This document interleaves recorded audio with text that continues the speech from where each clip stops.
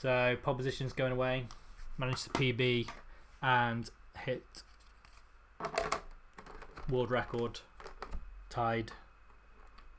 Now we're going to pole position 2. Right, now I've got to make sure I'm doing this right, because last time I played for quite a while with the car off screen, which is a bit embarrassing.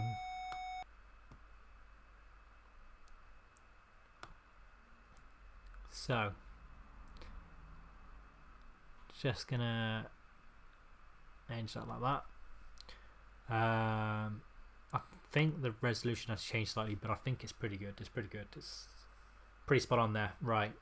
The only thing is I am recording this footage as well on another OBS for just the game footage, and I found out last time that I did a really bad job of keeping the resolution. I made it into sort of like a widescreen resolution, and it looked a bit too stretched. Some games can get away with it, I think, but for this one I'm just switching it over to a more standard definition. Right, okay. So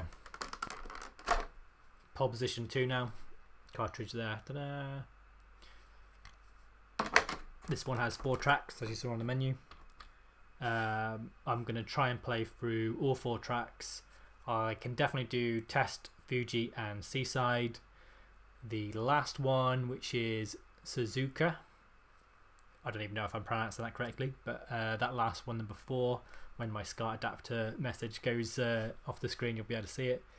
That's the tricky one. That one, I've kind of like told myself I've completed it because I was like just like inches away from the line, but really I haven't finished it, so that's going to be interesting. So let's do this. I'm going to try and do at least the first 3 courses, and if I get fed up with the 4th one, I am going to go move on to Turbo on the Intellivision, which I've got in the corner, so I'll need some time to set that up. But I'm just going to give this one a go, try and get some more footage of pole position 2. So test. It'll be good for me to do this as well, just so I can get some scores. Maybe gotta remember you have to press the button on this one. Yeah, so speedrun.com does have an option for this game, but it's arcade only at the moment. We need to get some scores on there for the Atari. So unfortunately this is like the most boringest thing ever, test, but it does get more interesting on course 2 and 3. So on Tuesday I did play through Test and Fuji, but I was able I first did it with half the screen missing, so I forgot that the 7800 and the 2600 resolution is slightly different, especially when this is a PAL cart and the other one was an NTSC cart.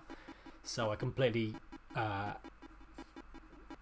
just completely ignorant of it until my school friend basically said, oh yeah, by the way, is this like a first person car racer, because you can't see the car? And I was like, yeah. And then I realised he said first rather than third. It's like, oh. So it was always there, it was just hidden on the bottom, so fixed that problem this time.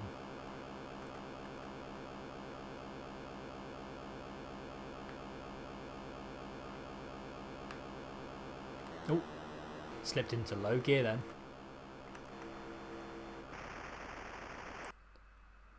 Terrible.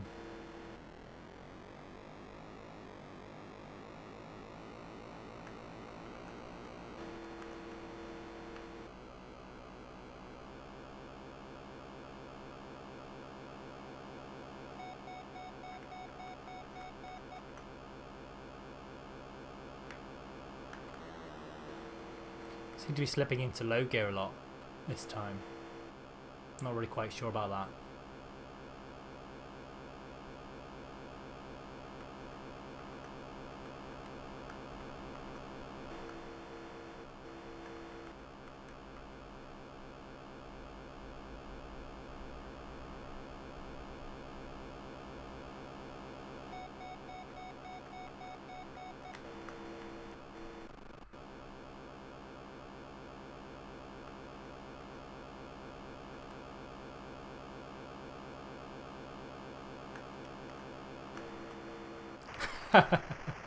Whoops.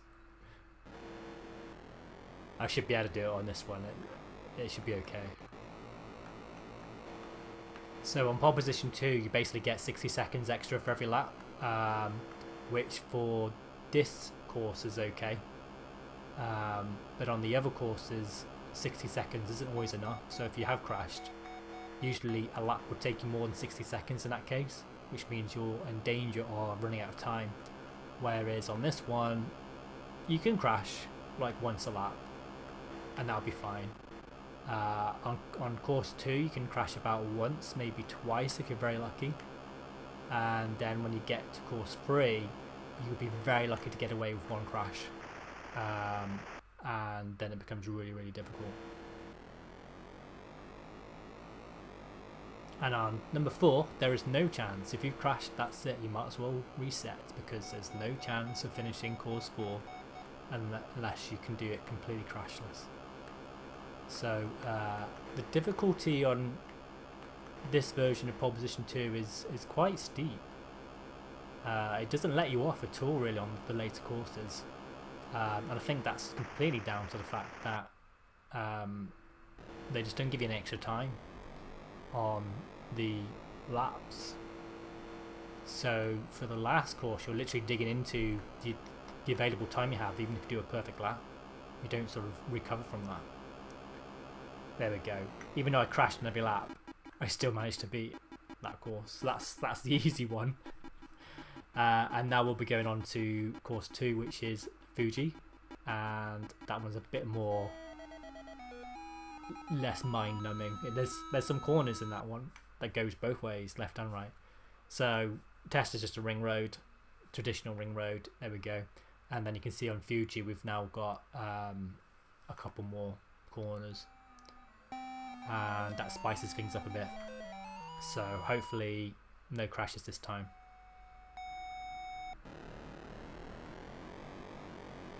So with pole position 2, you've got up instead of down now for going into high gear. Even on a 7800 controller though, it's a bit of a pain because sometimes you press left or right and oh, that was bad, that was terrible. Let's reset that. Yeah, so sometimes when you press left and right, sometimes you switch gears by accident, so you didn't intend it, but just because of the way that it recognised you moving your hand on the controller, it just thinks you've changed gears. So that's a bit unfortunate. But you do get acceleration and a brake button on this controller, so can't really complain.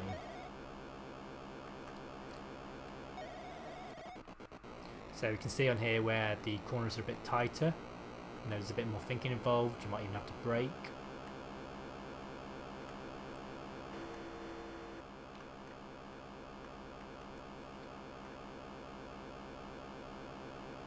And then when you finish the course, you've got a position heading. Ideally you want to be in pole position, but to be honest, if you're on the same road, it doesn't make a lot of difference. You should be able to zoom past them, even if you're in the last lane, you know, by the first corner.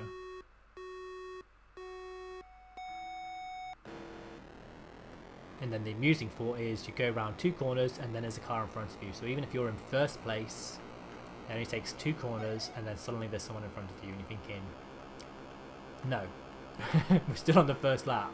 You can't be lapping people on the first lap. That doesn't make any sense.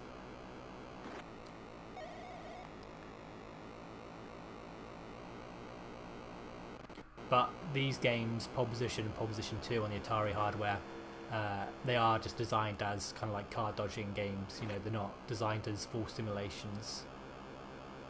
We won't get that until a little bit later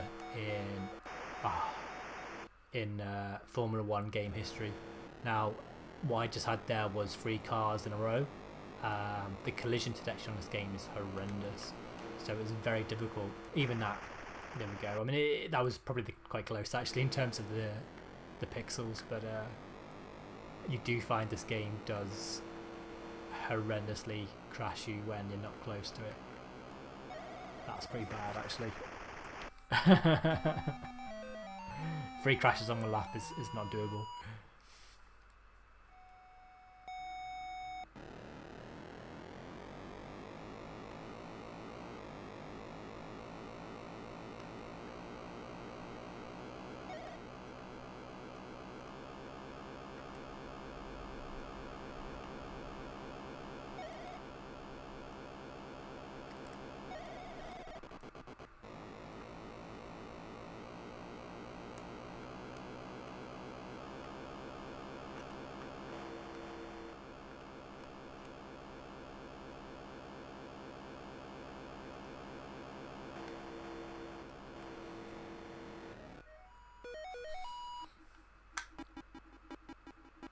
Now the position is based on your lap time. I think you need like 58 something to get into pole position. That does not change for different courses, so very easy to get first place in the first race, but on the second one it starts becoming a bit harder.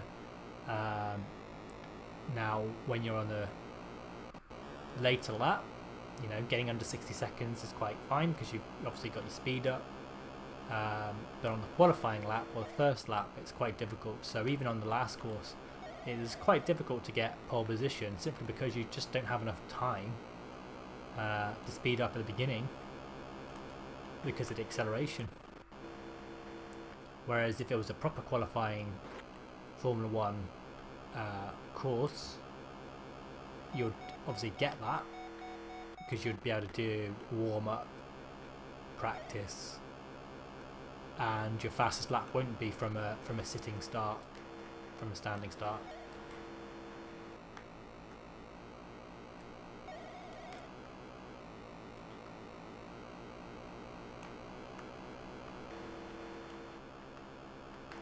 So the most dangerous thing you can get is 2 cars or 3 cars at once.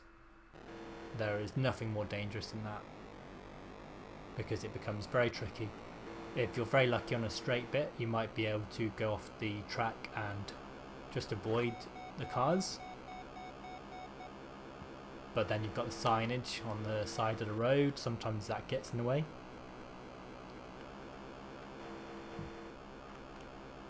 And it's imperative by the third course you know where those signs are. That one's the most difficult one on the second course. That yellow one there near the beginning of the lap. But by the third one you really need to know where they are because they do get in the way.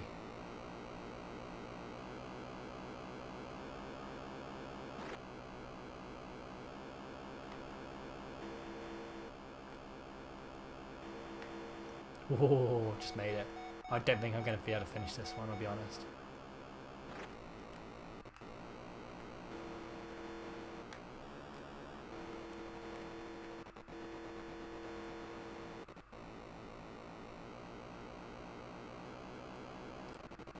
So that's a problematic yellow sign I was crashing into before.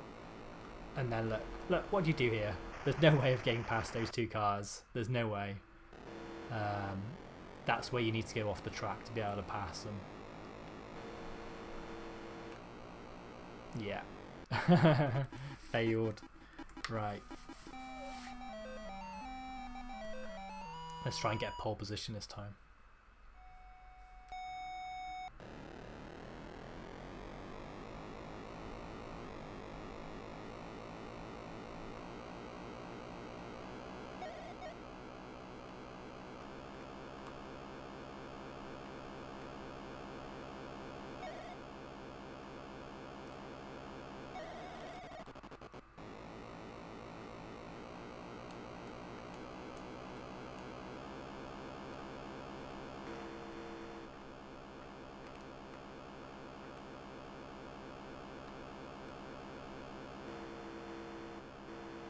Ah, 59, not quite enough. Something like 58.40 or something to get a pole position. I know it's something weird, it's not like a straight like 58.50 or anything like that.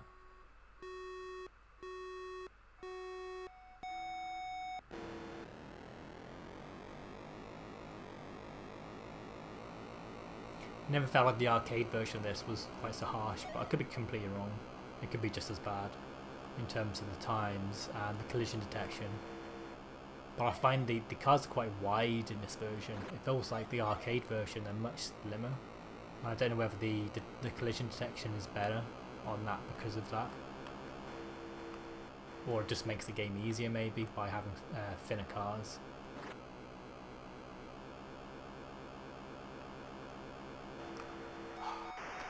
I totally slipped in between those cars and it didn't happen, did it? I need to stop tricking myself into thinking I can get through a 3-car hurdle. It has to be through the sides.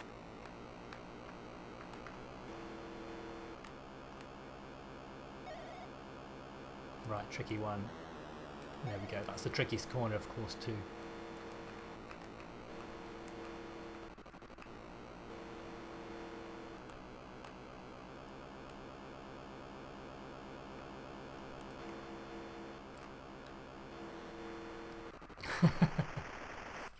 Didn't happen again, did it?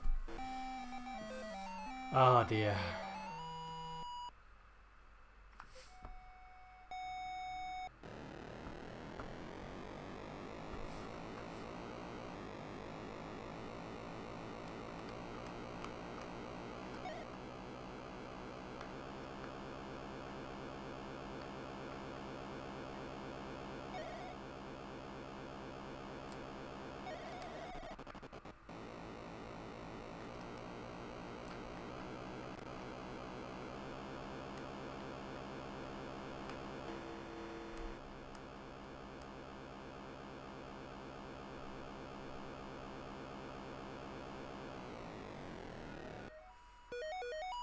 That was surprising, given I didn't switch gears right at the beginning. Because I was busy fiddling around with the computer.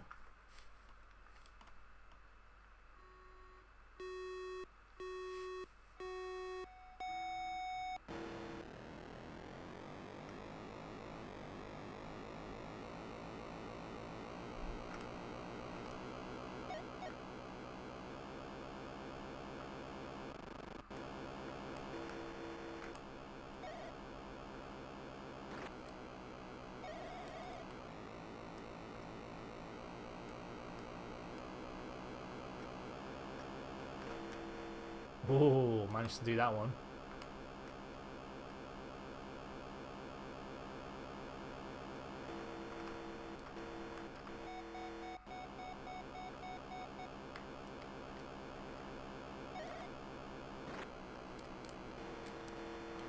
Oh, come on. I slowed right down as well.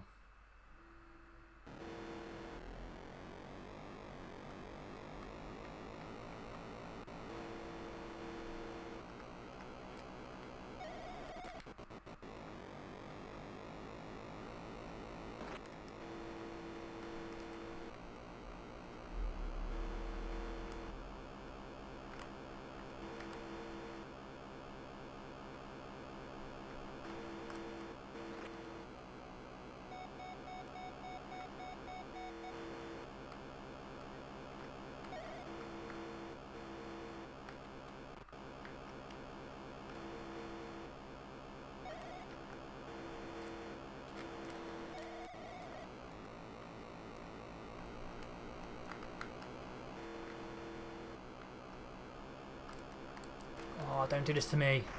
It does that to me all the time, doesn't it?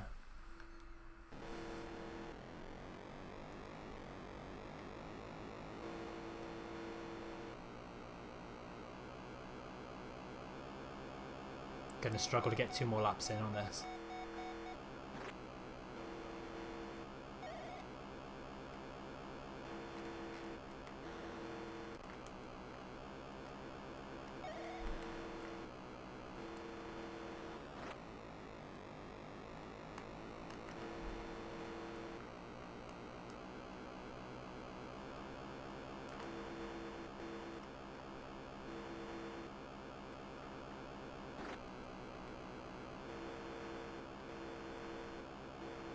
Oh, I might do it. Might do it. Just gotta take it careful.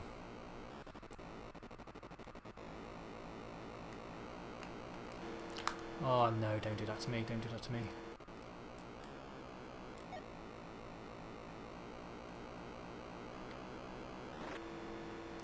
Oh, why is there so many cars in the way? Didn't I lap your last lap?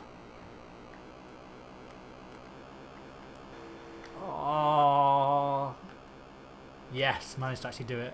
Hooray! Just skip to the next one. Right, okay. Phew.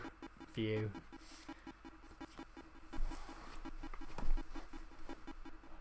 Just gonna grab a drink.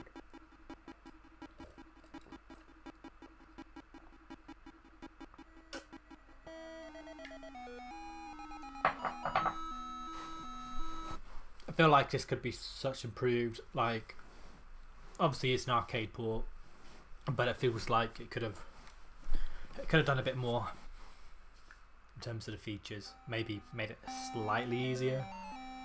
So we're on to number 3, which is Seaside. And you may even see it in a bit when we turn the corner.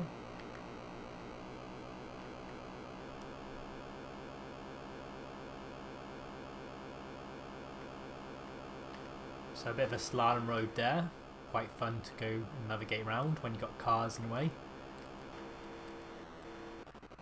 So that was a sort of off-road manoeuvring tactic. That's often the only way you can get past other cars.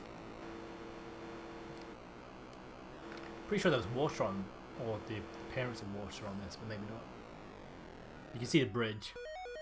That seems like be the most you get. So as you can see here, I've got onto the second line. Basically the idea is to try and slip in the middle before they speed up too much. And if that's too tricky, then to go past them via the edge of the road. But there we go, easily done. And then there you go, look. You've got people beyond first place within the first corner. Classic.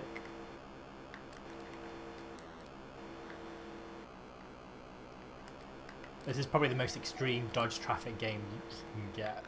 It doesn't really get much more complex and difficult as this.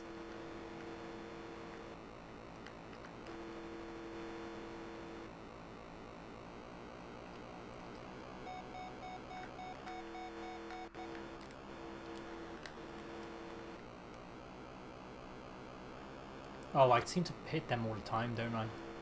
Oh, I'm trying really hard not to touch them. Yes! Oh my days. Tricky. And I've gone into the water again. Every time. Every puddle. Right, this is going to be tricky. Right, I'm going to hope there's no signage on this side. Oh, come on! That was like 4 cars this time, wasn't it? That was like no chance I was going to get past that. I would have gone into the sign probably as well. Ah, that's how one collision can make all the difference. Reset button just takes you back to the lap you're on, the course you're on, but you do have to do qualifying again, which is really frustrating. You can't just continue on from the race itself, and I find that makes a big difference because this qualifying lap and then having to stop again, then start again, it kind of throws you off. I find, especially on the 4th course.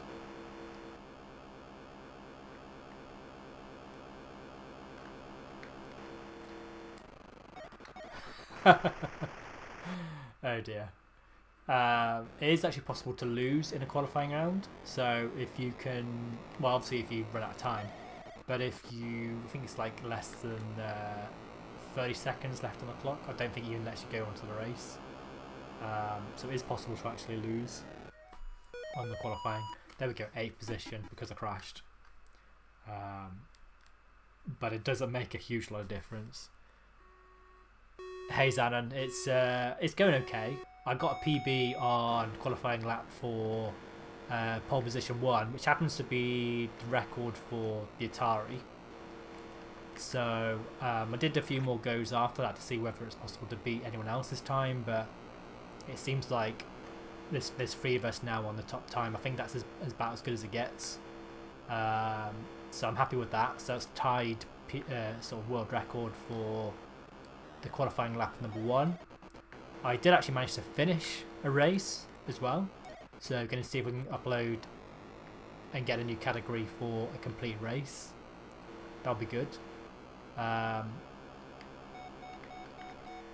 There's 4 courses on this one, and I'm on course number 3 now, so I'm just trying to complete every single course. There's no like positions in this, you just got to finish 5 laps after qualifying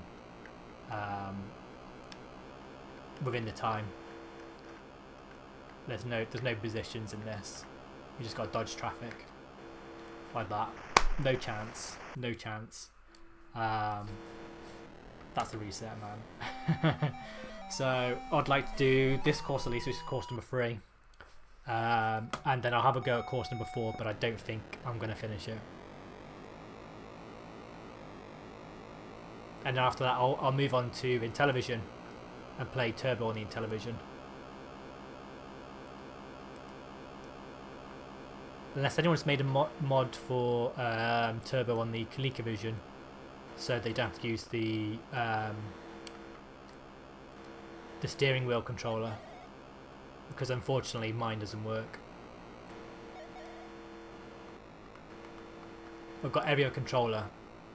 I've got the roller controller for the ColecoVision. That was qualifying. Yeah. I would like to get like a recording of every single course and finish it. And then I'll probably never play the game ever again, I'll be honest. I think course 2 and 3, this one's number 3. I think these casually is okay. The 4th one though is just absolutely ridiculous. You know, that course number 4 is just like rage quit level of gaming. One crash will literally end it.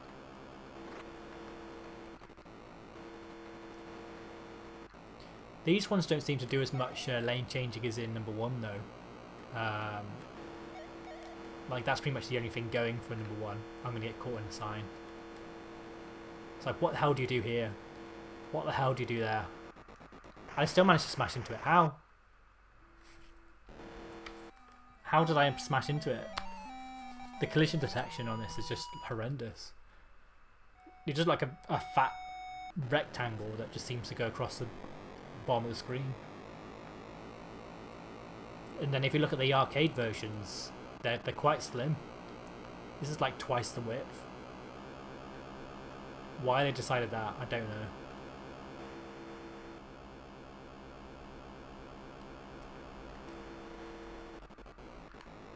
There's probably like a licensing thing, wasn't it? They probably had to make sure it wasn't looking like a proper Formula 1 car. They probably had to edit it. It wasn't probably just the graphical capabilities of the 7800. I think there's probably some licensing issues there as well. But still.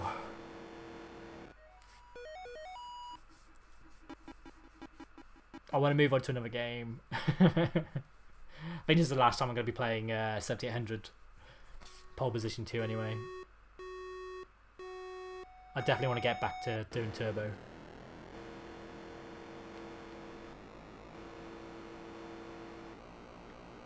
I'm pretty sure it's tuned in, so I can find the channel which I can quickly hook it up.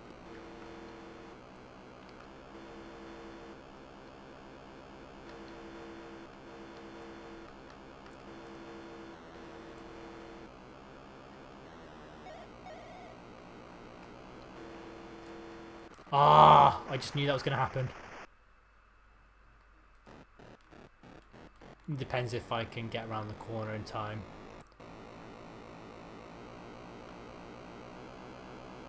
Ah, it's going to be difficult. I don't think it's going to happen again. I need some sub 60 laps to increase my margin. No. I hate the collision detection in this game. It's just horrendously bad.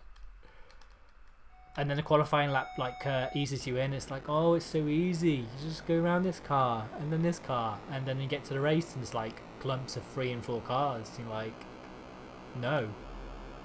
There's no way of avoiding this in time.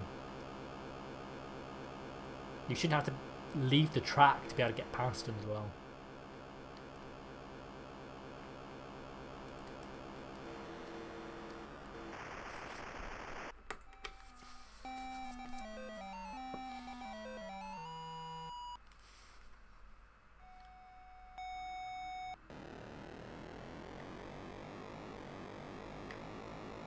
So I got a few goals today. I've got the goal of trying to finish at least this course on stream. I practiced for weeks and weeks when I was playing this for the first time to try and get past this course. Doing it on stream is even harder because I talk too much.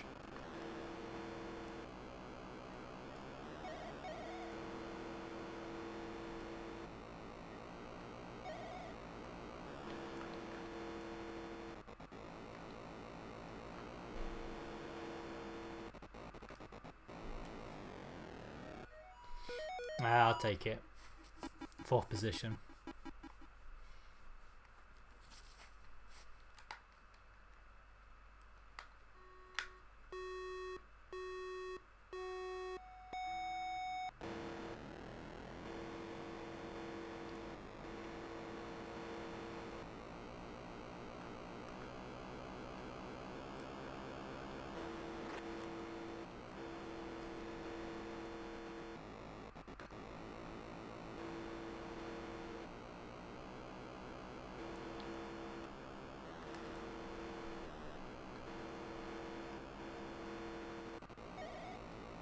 Phew. That's all I can say on that one. Phew. Oh, come on, these slaloms. Yes. I do seem to go into every puddle still, though. It's like impossible for me not to.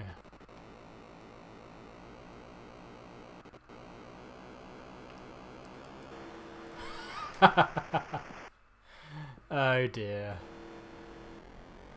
This could be end of the game again.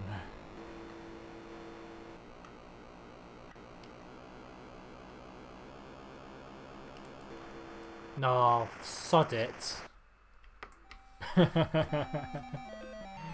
Oh dear. Even playing casually, like without being on stream, this is just like, oh, I just made one more mistake. And sometimes it's like, I've made one mistake, now I can't finish it.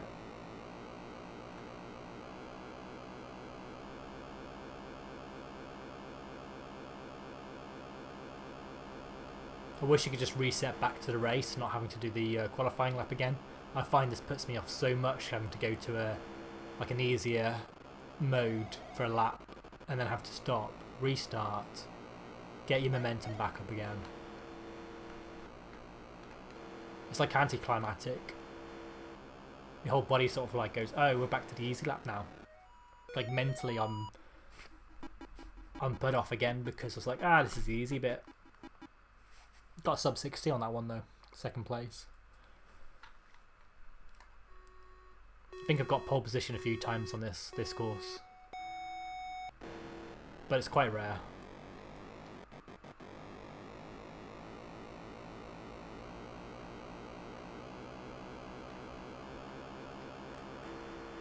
Oh, come on.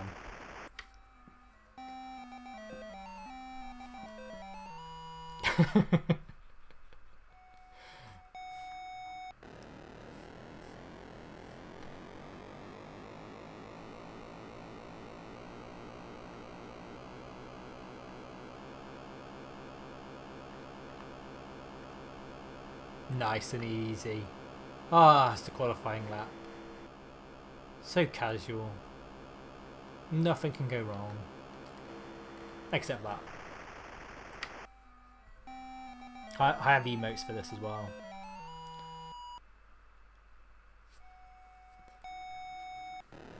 Come on.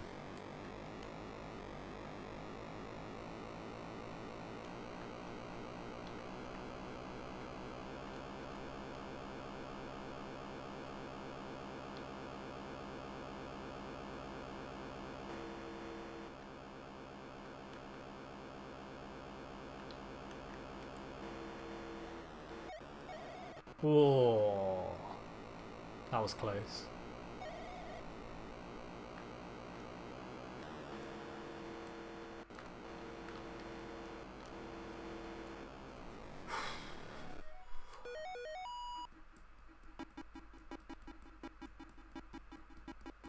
Here we go again.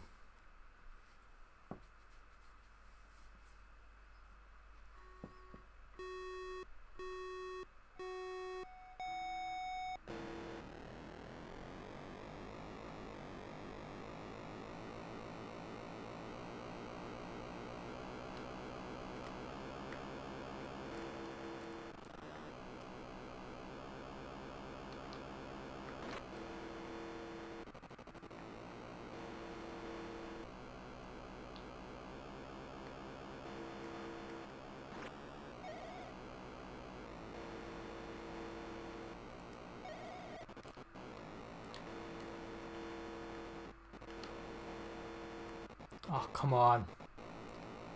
When you get corners like that, where there's just cars in the way. Here we go again. Oh, see, how did that not hit? That totally hits in other cases. It totally does. Oh, this is... No! I just knew it was going to happen. There's just not enough gap sometimes between the two lanes of cars. It just forces you to have to go off the track, and it's just not... It's not right.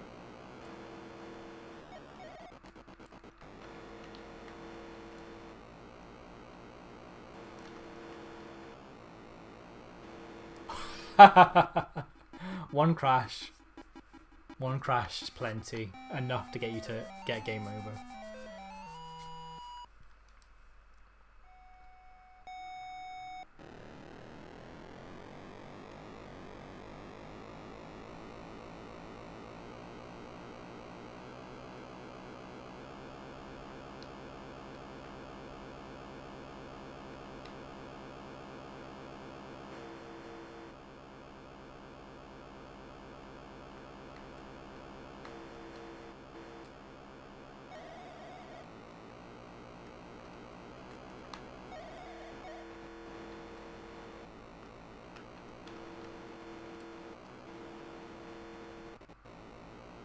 Slowed down a bit too much on that last bit. I've tried playing this game countless times to see whether it's better to actually be held back and whether that changes the layout of the cars in front of you later on the track. And I could be just really bad at this game, but I do feel like sometimes being in a lower down row actually makes it easier, because you've got the initial cars that sort of don't spawn any more cars, which prevents silly clumps of 3 and 4 cars later on the track where you can't get past them. That might suggest something about how many hours I've played of this game where I'm making calculations like that. It's like corners like this where you've got cars, you've got a slalom. That was not too bad because they're quite far apart from each other. But if they were in the same section, that would make it a lot more trickier.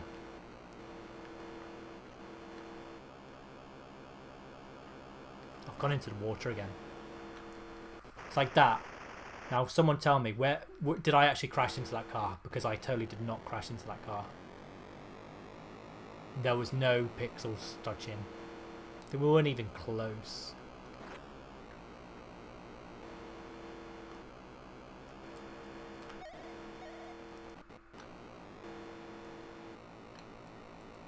And yet I managed that one. It doesn't make any sense. This whole game doesn't make any sense. Oh, right, we're on the 3rd lap.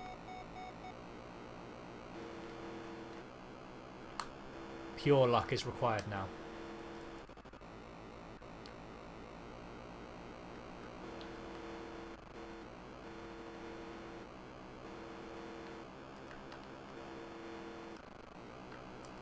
No, it's not happening.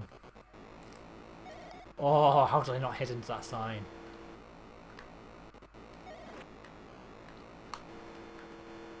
Oh, it's not gonna happen. It's not gonna happen. It's not enough time. Not enough time. Ah! Nearly got to lap 4.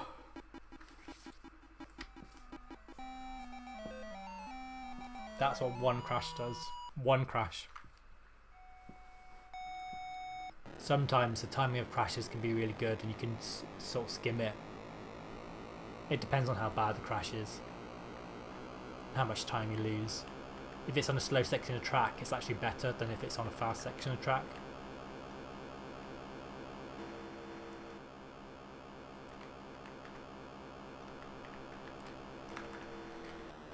It's so much easier on the qualifying lap to slalom around cars as well. And again, it doesn't make any sense.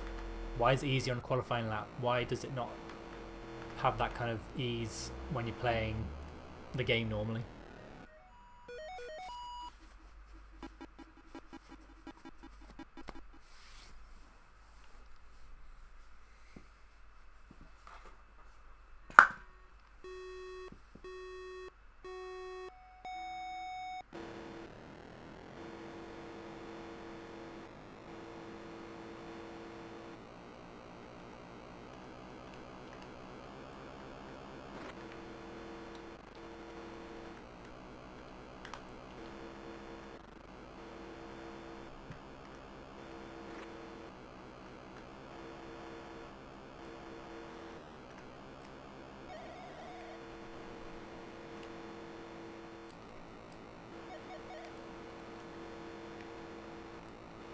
Slow, but better than crashing.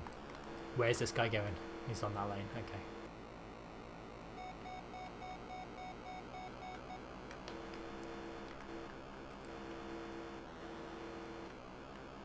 Ooh. Oh, it was going so well. Oh, it's still going well. It's still going well. Bit slow, but I'm still going well. No, no, no, no, no, no, no, no, no, no. Yes! Yes! You can tell how well I think I'm doing by whether I'm saying no or yes. Oh, look at that. Third lap, yeah? Third lap, no crashes. Making okay time. Ah! Why do I say it? Getting excited now. It's not going to happen. I crashed. I might get to lap 4 if I'm lucky. I don't think I'm going to finish it.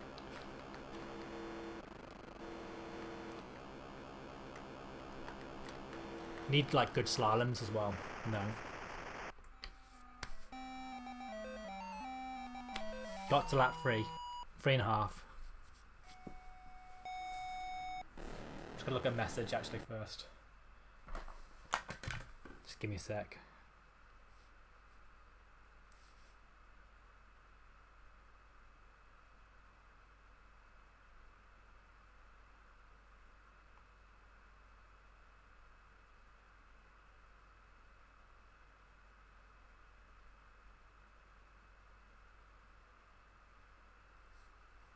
Okay.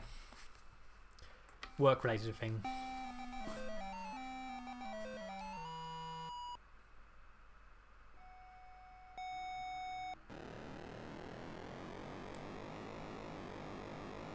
And I think there's a track card in this as well, yeah.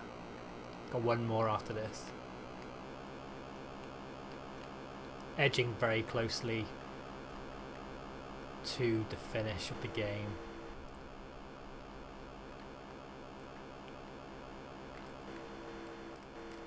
And then the Atari will be packed away for another month or 2. I do rotate my consoles around quite a lot at the moment. So the things I actually have out plugged into the TV at the moment is Retron 77, which is an Atari 2600 emulation machine.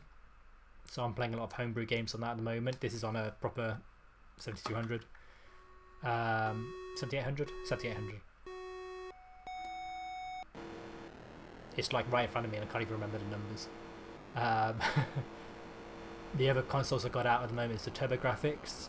I'm pretty sure it's not an original PAL release one, which was very limited. I think it was an NTSC one, which has got a SCART mod. So it must have been imported at some point and then modded. I knew I was going to crash into that. So that's one of my other consoles got out at the moment. And the other one I've got at the moment is a NES. I recently got an N8 flash cart for the NES.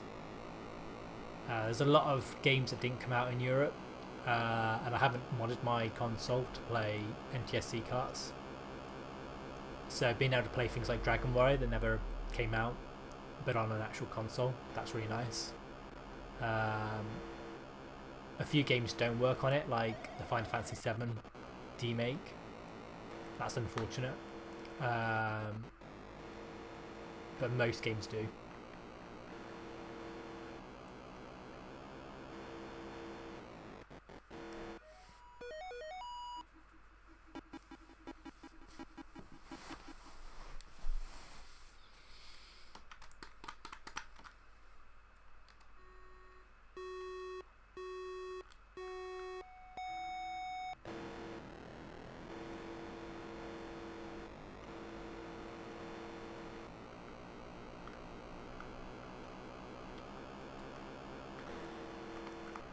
Oh, come on.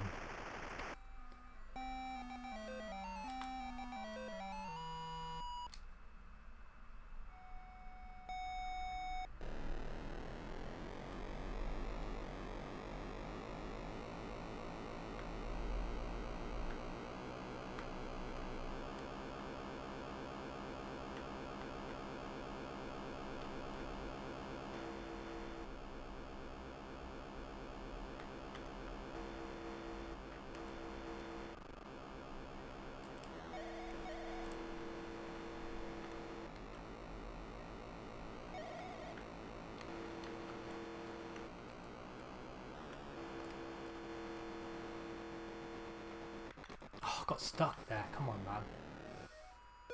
What was I supposed to do there? It doesn't make a lot of difference, to be honest, at least. That could have easily been a crash, though, there.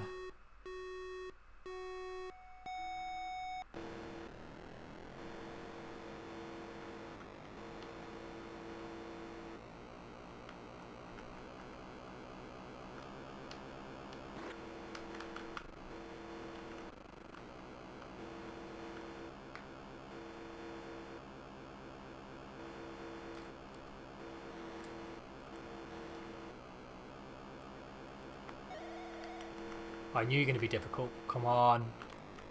Ah, oh, how did I not crash into that one?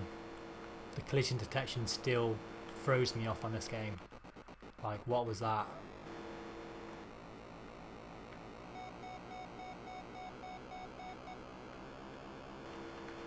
Oh, come on! What's with these car placements?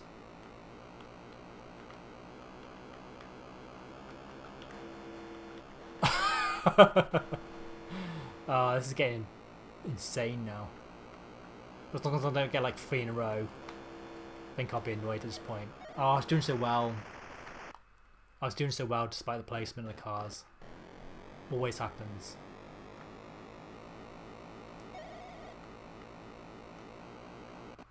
Now the signs aren't random, they do stay in the same place, so in theory I should remember where they all are.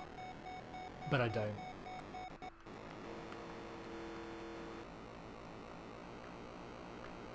Right, a crash will end this. I haven't got enough time to crash now.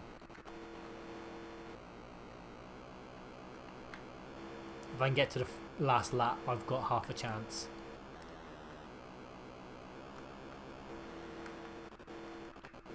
Oh, come on.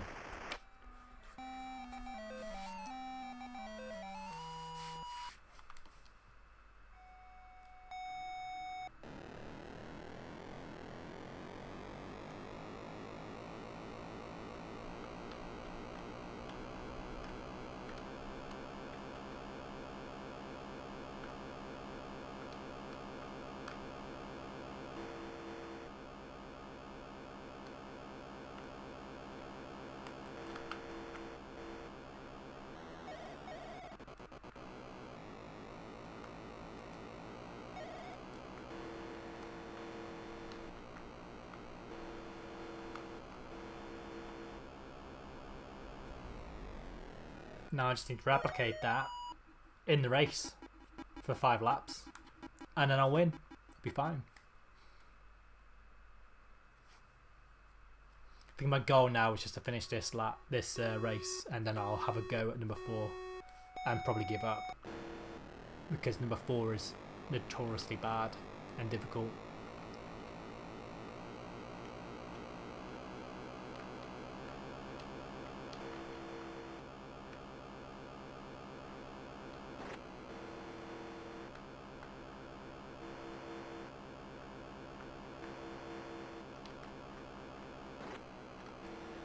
Oh, sod it. I'm just wondering whether the switches do anything. Like, do the switches do anything in pole position too? I don't think they do.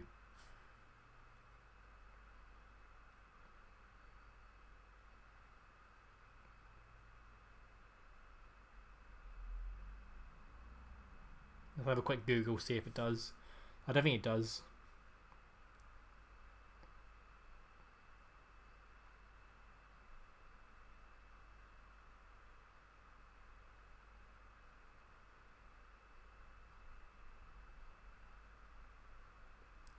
There's on Atari Age there's a 7800 difficulty switches guide that explains like all the different games that do something different, but it doesn't look like pole position 2 is one of them, because sometimes having it in the B position tends to be better than being in the A position. Like on Topple Towers it's actually like the level select to have it on A, which is the default. So there's Pac-Man Collection and does Junior Pac-Man, Ikari Warriors. No, it doesn't look like they do.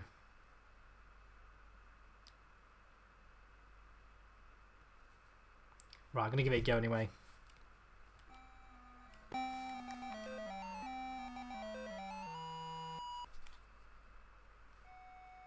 Because I'd hate to be doing it harder than I really need to do if a switch does make a difference.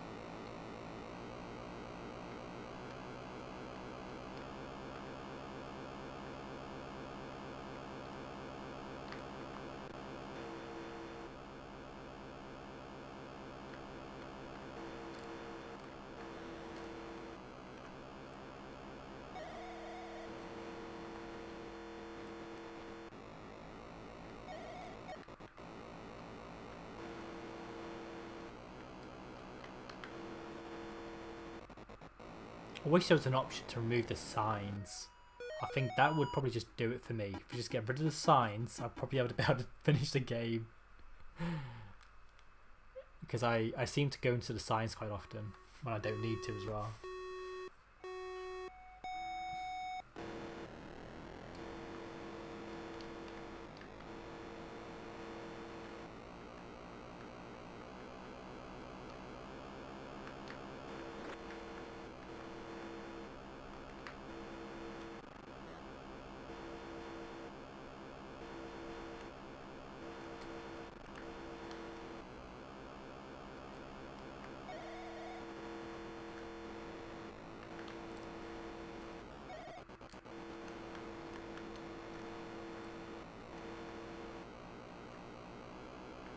I'm at the point now where I'm wondering whether you have to sort of like slip back sometimes when you've got maybe a weird arrangement.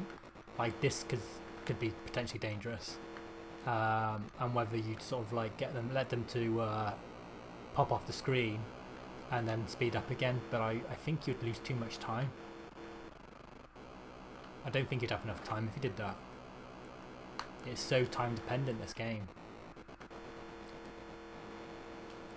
It's like, what the hell happened there? That's just so I can avoid that car in that other lane.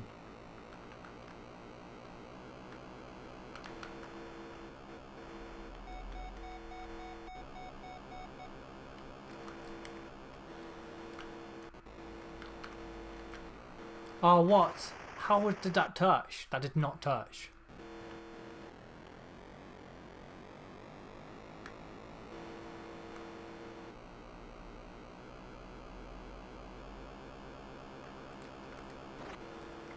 Oh, my days. What do you do here?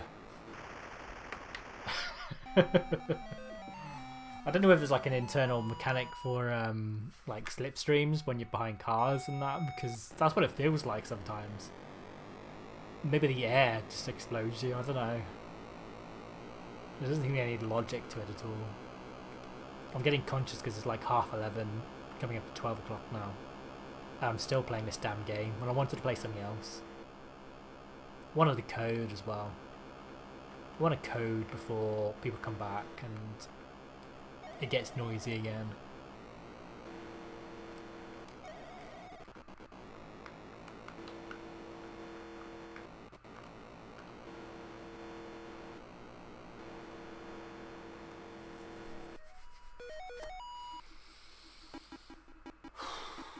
I should play Saturn games instead. Should get some more PBs on Saturn. Rather than playing this game.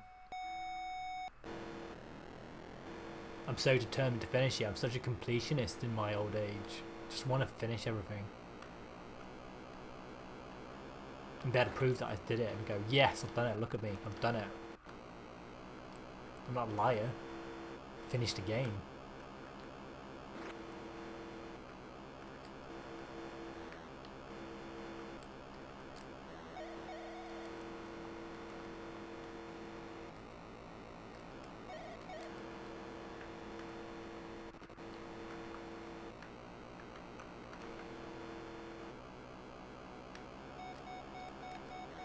I just knew it was going to be difficult.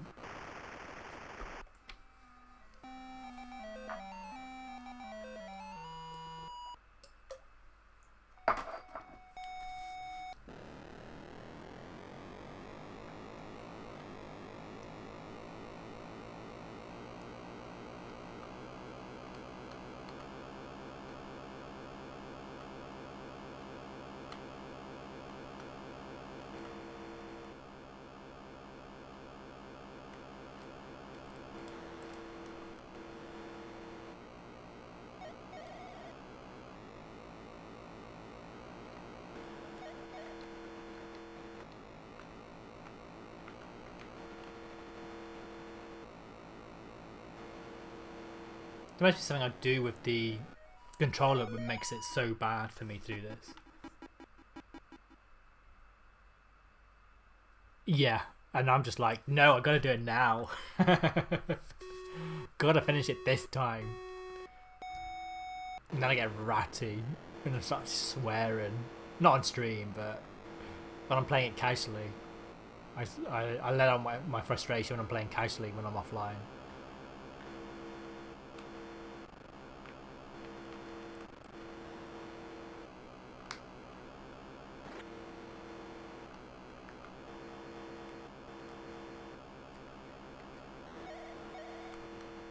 How did that not hit? Now, those pixels were definitely overlapping, and that was not a hit.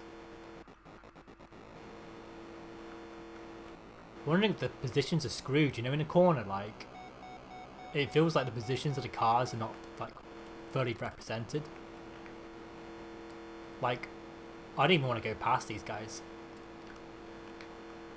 And then there's a sign. I mean, look how ridiculous this is, man. Oh, I had no chance there. Absolutely no chance. See what I mean? I tried to slow down, tried to wait for an opportunity, and it just didn't happen. It just didn't come. Oh, my TV just went a bit funny. Right, can't play with that. My TV's just gonna like different colours. It's not coming up on the capture though, which is interesting. So it's just a TV. Yeah, it's just a TV. I've just turned it off. Right. That reset button gets pressed a lot. I think I'm actually wearing out my reset button because I pressed it that many times.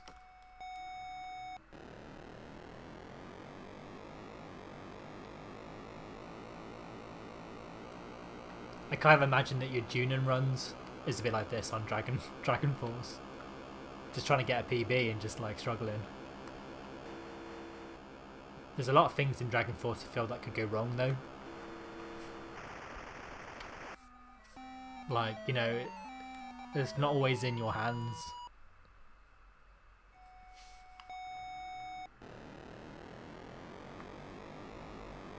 But then I played like I was the first person to speedrun Panchagun Saga, and you know it's a game where you can pretty much do everything right all the time. There's like very little RNG. There's a bit of like random encounters, but actually a lot of them are quite scripted, and you kind of know you're going to go through so many in each area, so you can prep for that. But then in games like this, the cars just appear randomly. It's just, there's no logic to it at all.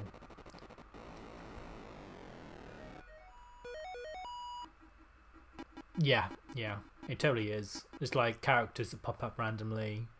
Some events don't always fire when you expect it to. I mean, most of them do, I think. You got Pain and Agony, and the Skull Children that pop up. They always pop up when you don't want them to pop up as well, I find. And in the awkward places where you've got like one general in a castle, and that's the first thing they come across.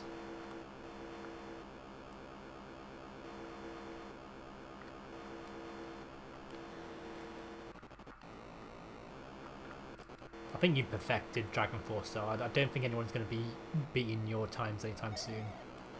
I'm not, that's for sure. You know, but I think you've got it down to a fine art. I mean, it's the same tactics all of us use, like, historically, you know. I think anyone with any brains, like, held their troops back and then, you know, let the enemy, like, crash themselves against the wall. I think everyone knew those kind of tactics, you know, growing up. But there's still a lot to your speedruns, I think, that the casual player wouldn't normally do. So, you know, fair play to you. I'm a bit surprised by that. I thought some of the events were a little bit more generic in terms of when it actually fires. I know most of them, like, you know, the ones that's bad. The ones that, like, happen at the the monthly meetings, weekly meetings. So yeah, they're always like at the same time. And I suppose there's always those points in the cycle where they do check for triggers. So I suppose you're right. Actually, there probably isn't any. I think I know that game so well, and then I see you play it, and then it's like, you know, I don't know as well as I think I do.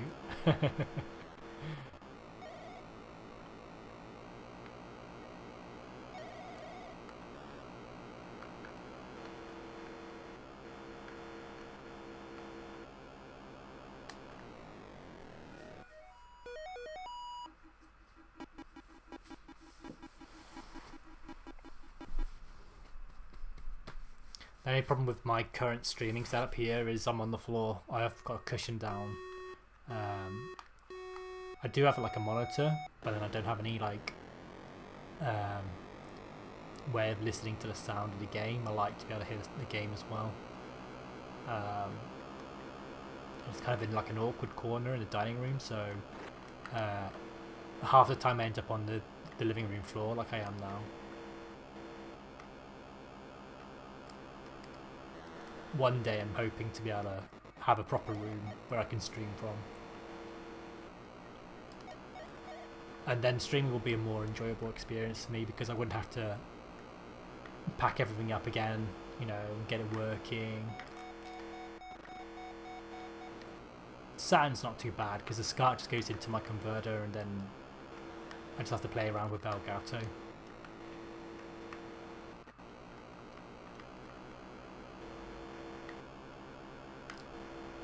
Oh.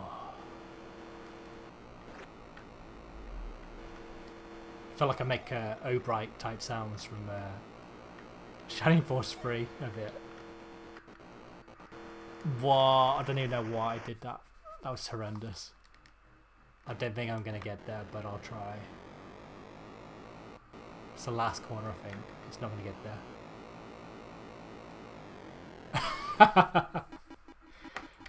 Right on the line.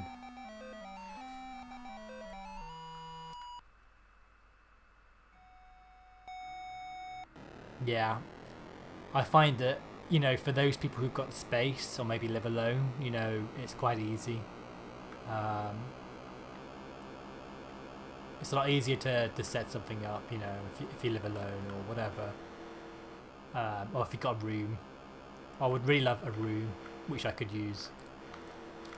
And then things can be plugged in. You know, I might even have like a dedicated computer for streaming. You know, I'd actually go into that kind of investment. But I just run it off my laptop, which I think is a lot of the problems I get with like USBs. They just seem to not work as intended because it's on a laptop.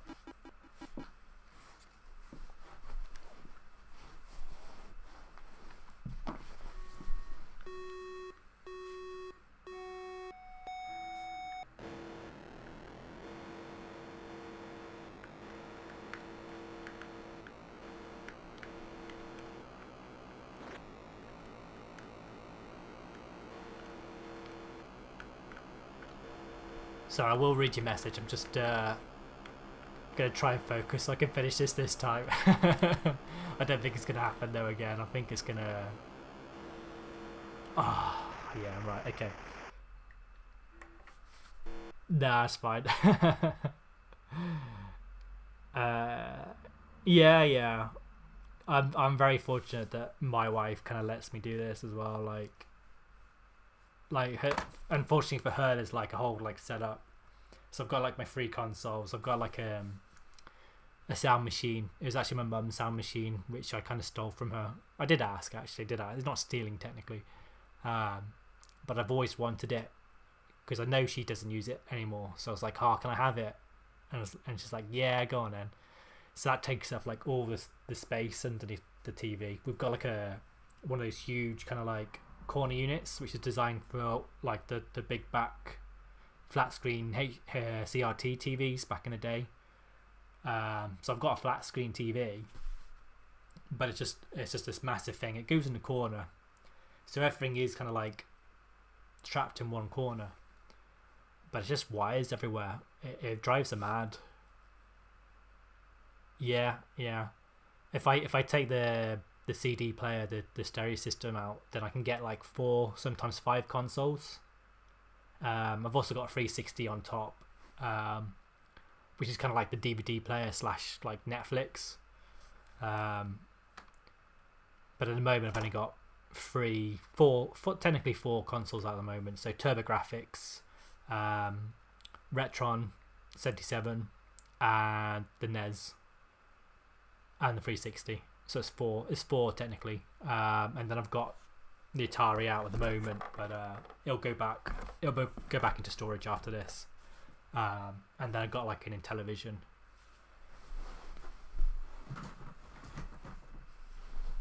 So I don't have like the box for the Intellivision, so I've just got it in like a suitcase.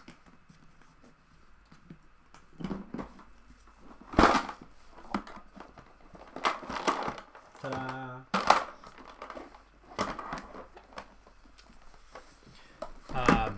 And I'll just take that upstairs, and it goes into a big pile in our bedroom. So she has to suffer that. So she has to suffer it in the front room and in the bedroom. But oh well, you know. Yeah, it is nice. It is nice. It's the only thing I really collect as well. I don't really collect anything else. Like I used to be into books. Used to buy a lot of books. But I got rid of a lot. Don't have a lot of books now. I've only got like 200 or 300 books. You can see some in the background. Ooh. Try to get the right position there. So there's a bookcase behind me. But most of my books go on that now.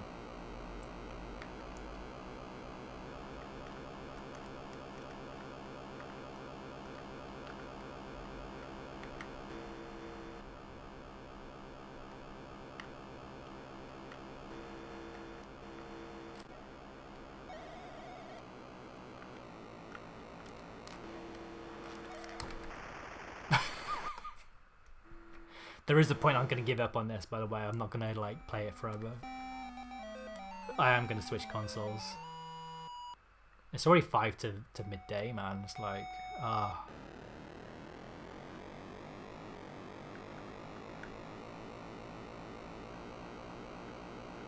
Yeah, Salon used to be Pride of Place, used to be Always Out. But I had like a couple of months where I never turned it on.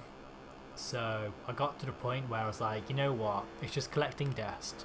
It could do with being in a box. Let's just store it for a bit. And unfortunately it hasn't come back out yet. And I thought, when because I got some time off, because it's I only work school hours, I thought I would have some time, and I haven't had time yet. It'd be really nice to do a Dragon Force run, but I don't know if it's going to happen now. I wanted to try and do Shining Force 3 again. I don't think that's going to happen. I might manage Saturn Bomberman and Story of 4 2. I might do them again.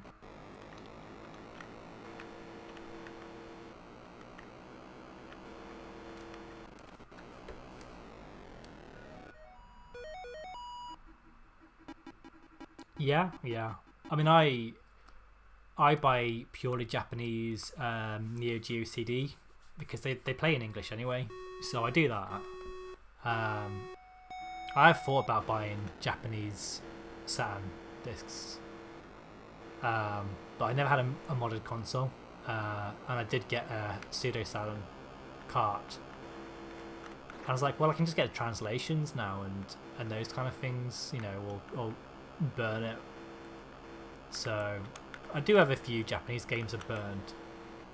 I suppose it would be nice to own a proper copy of them.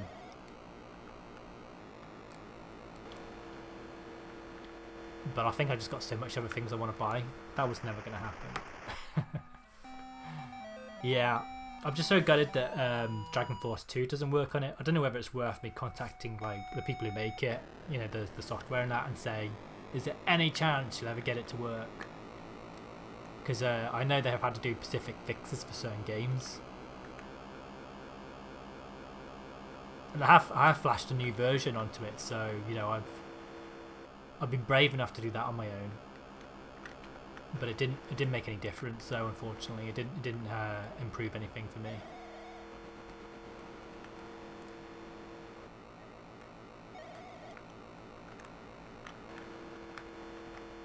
I don't think even the Japanese version works on it, you know. I could be wrong.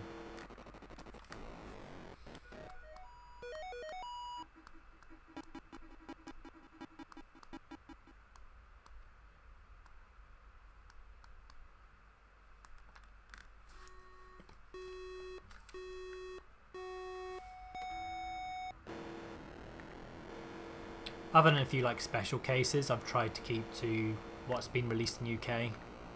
I find there's just so many more games that came out in the United States or Japan.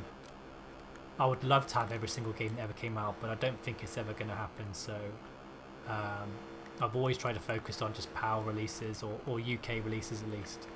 But it depends. I sometimes buy other games as well. Oh, come on! That was so close.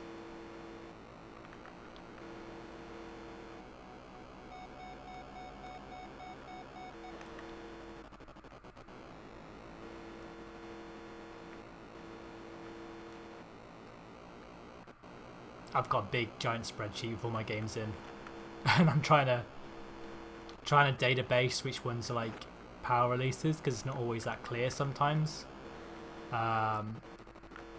And also whether they actually came out in the UK. So although there's sometimes like a foreign release like a French, German, Spanish, Italian version, they didn't always necessarily come out in England as well. So trying to stick to what I know got released in the UK. You know, some games even in English didn't actually come out in the UK, even though it's like a European release. So I tried to limit myself that way. But even for like NES and Mega Drive and things like that, there's like 200 or 300 games on each system, even for PAL, so it's quite a difficult one. And like NES games are so expensive.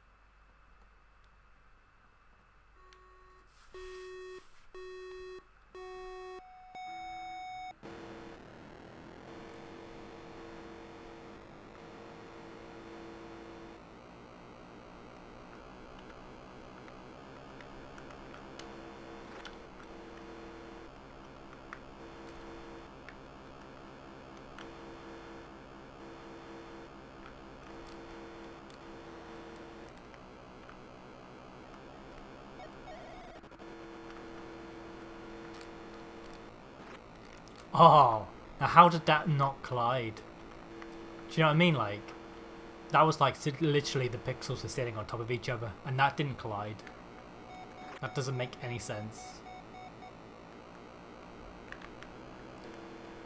Oh, I've got no chance. I've got no chance. There is no chance of me doing this.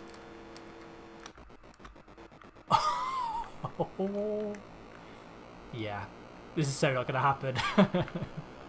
It's so not gonna work. Oh, come on.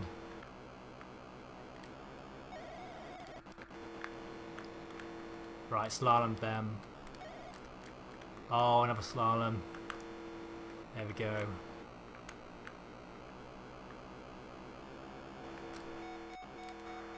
Ah, oh, you know what? I should have used the brakes on that one.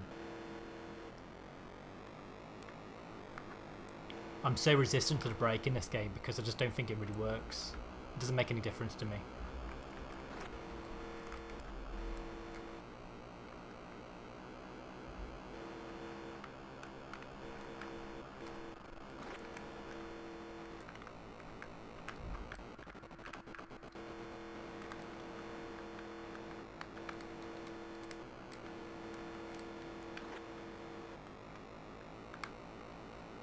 Oh, I ran out of time, didn't realise.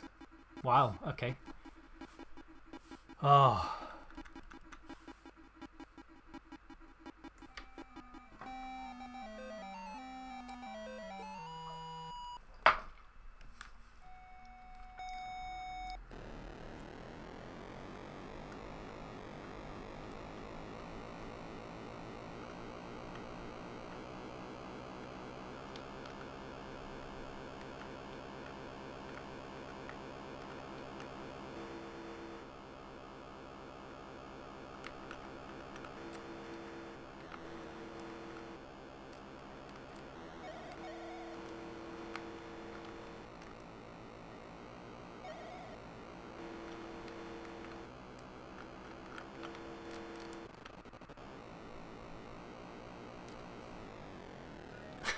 It happens now.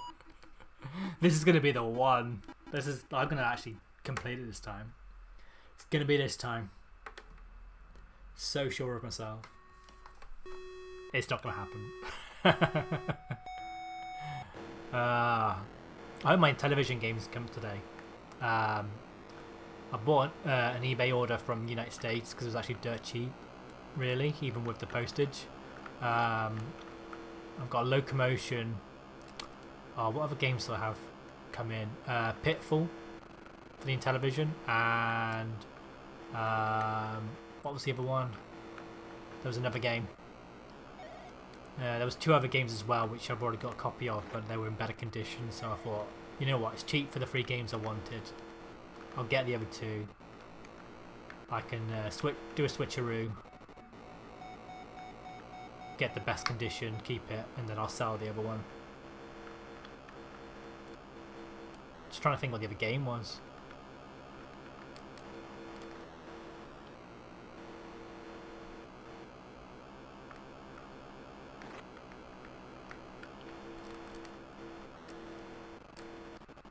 Ooh, missed that one by like an inch.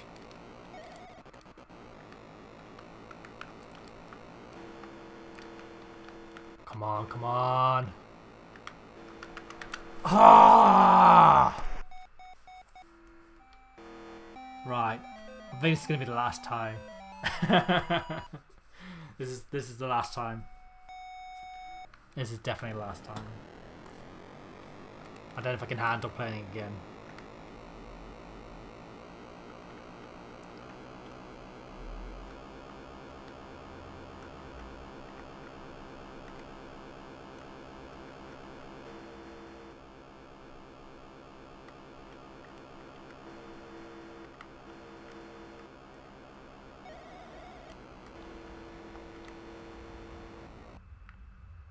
Oh, no signal. What? What's happened here? No,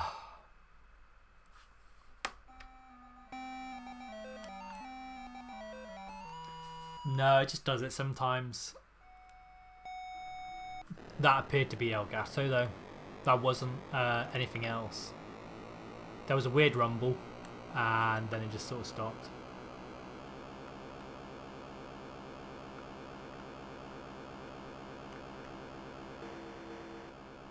Like, it wasn't a power surge, because otherwise the internet would have gone off as well. The routers are too like fixed on the electricity now. There's no leeway. You know, if it goes off for a second, that's it. It doesn't have enough power to last. So it must have been Elgato. Yeah.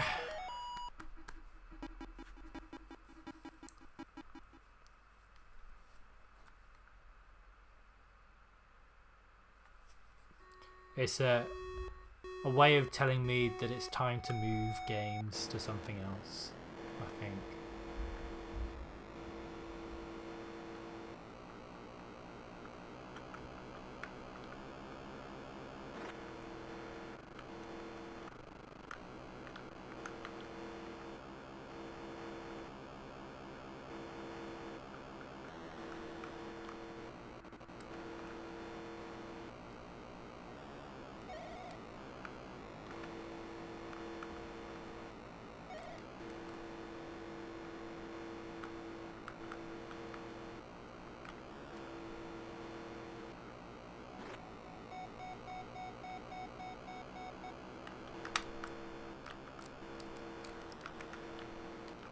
Oh, I don't know how I managed to avoid that.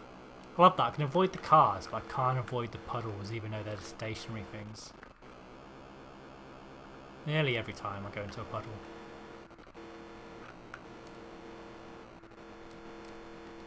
Come on, come on.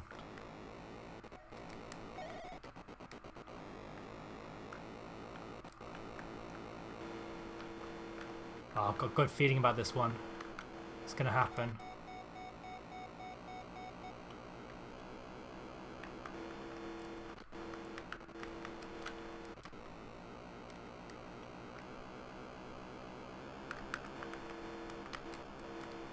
Yes, come on. I don't mind the pedals a lot of the time because I find it tends to slow me down better than me trying to brake manually. I'm so bad at braking in this game that I just don't bother. Yes! No! That is dangerous. No. Right, 2 laps. Run the 4th lap. No! Oh, right, that's it. Can't be bothered. Sod that. That's the end of that one. Right. Giving up. Can't be bothered.